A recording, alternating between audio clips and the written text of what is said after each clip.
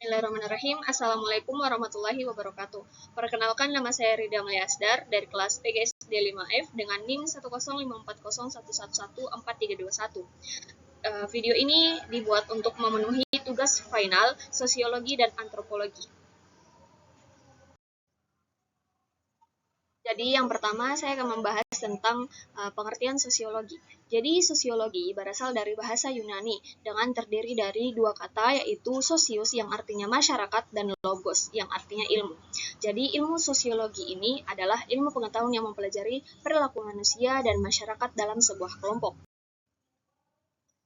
Kemudian pengertian antropologi, yaitu antropologi berasal dari dua kata juga yang terdiri dari anthropos yang memiliki arti budaya dan logos yang artinya ilmu. Jadi antropologi itu adalah ilmu yang mempelajari tentang budaya yang ada atau berkembang di masyarakat.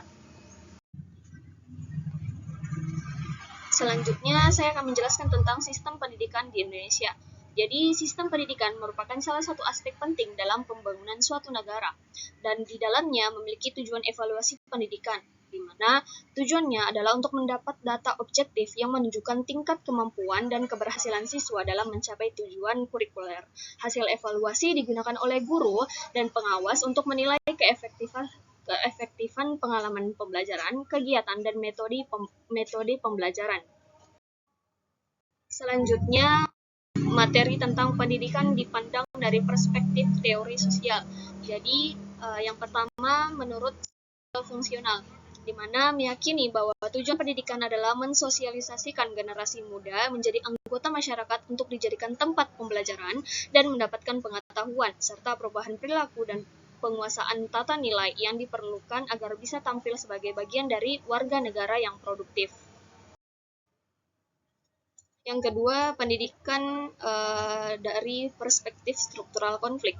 Pendidikan dalam struktural konflik dimulai dengan menelusuri pemikiran perspektif struktural konflik, di mana teori struktural konflik ini muncul sebagai pengkritik utama struktural fungsional. Kemudian struktural simbolik, di mana struktural simbolik ini merupakan sisi lain dari pandangan yang melihat individu sebagai produk yang ditentukan oleh masyarakat dan berfokus pada individu, dengan demikian berusaha menganalisis interaksi antara individu pada tataran mikro. Materi selanjutnya yaitu pendidikan dan mobilitas sosial. Jadi pendidikan merupakan suatu pembelajaran pengetahuan ataupun keterampilan dengan memberi bimbingan atau pemeliharaan yang dilakukan oleh pendidik kepada peserta didik melalui pengajaran, pelatihan, ataupun penelitian. Kemudian pengertian mobilitas sosial adalah perubahan, pergeseran, peningkatan atau penurunan dan peran anggotanya terhadap tingkat status sosial yang dihadapi. Suatu gerakan atau perubahan ke arah yang positif atau baik, maka perubahan itu akan membawa seseorang menuju tingkat sosial yang baik. Kemudian yang selanjutnya, stratifikasi sosial dalam pendidikan. Stratifikasi sosial dilatar belakangi oleh perbedaan ras, budaya, pembagian tugas atau kerja yang terspesialisasi. Kemudian, adapun ukuran atau kriteria yang dominan sebagai dasar pembentukan stratifikasi sosial adalah yang pertama ukuran kekayaan, yang kedua ukuran kekuasaan dan wewenang, dan ukuran ilmu pengetahuan. Selanjutnya yaitu pendidikan dan perubahan sosial. Perubahan sosial adalah perubahan untuk mencapai ketentraman sosial yang stabil. Nah, stabil tidak hanya pada kondisi sosial yang ideal, tetapi juga pada kondisi normal. Dan fungsi pendidikan sebagai perubahan sosial yaitu pendidikan berperan sebagai pencetak penemu baru dengan hasil temuan mereka yang akan mempengaruhi kebudayaan di masyarakat.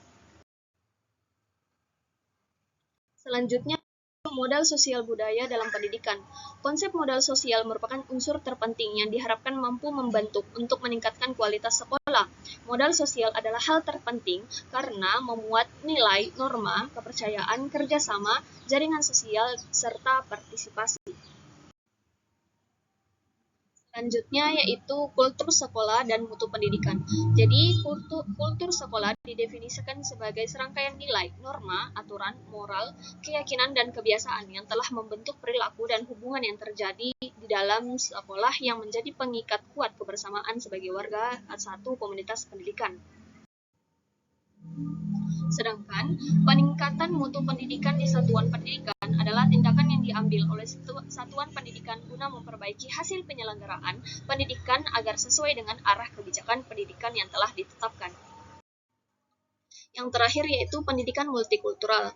Secara etimologi yaitu pengembangan sikap dan tata laku seseorang atau kelompok dalam usaha mendewasakan.